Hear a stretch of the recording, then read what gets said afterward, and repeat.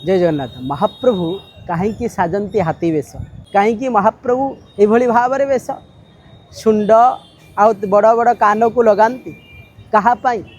किए से भक्त आ महाप्रभु यही दिन कहीं कले आउ कौ दिन कहीं कले ना तार रहस्य संपूर्ण भाव में जाना दरकार। जो दिन महाप्रभु स्वतंत्र भाव में स्नान वेदी रे विराजमान करती आ स्नान वेदी रे एथिपाई विराजमान करती महाप्रभु छंती जगतर नाथ जगन्नाथ आ महाप्रभुंकर से दिन होची जन्मदिन से ज्येष्ठ जन्मदिने स्नानम हरेर जद्वलोकितम बोली शास्त्र प्रमाण करागला। यही प्रमाण अनुसार महाप्रभु विराजमान करती समस्तंकर जगत आगरे सबकिछि खोली दियंती। आज्ञा महाप्रभुंकर आरंभ होता है कौन मंगल आलती ठारू पुनर्बार महाप्रभु भोजन महाप्रभुंकर जहाँ सबकिछि मंदिर भितर करती सबकिछि खुलुम खुला आज्ञा कर दियंती। किए कहे महाप्रभु खुलुम खुला करती सबू किसी खुलुम खुला कर दियंती। आ रहिला महाप्रभुंकर वेश जो वेश को प्रदान करती गोपाल तीर्थ मठ आउ राघव दास मठ एकत्रित होई महाप्रभुंकर गजानन वेश को प्रदान करती। ताले ये वेशटी केबेठारू कहुई अनेक शताब्दी धरी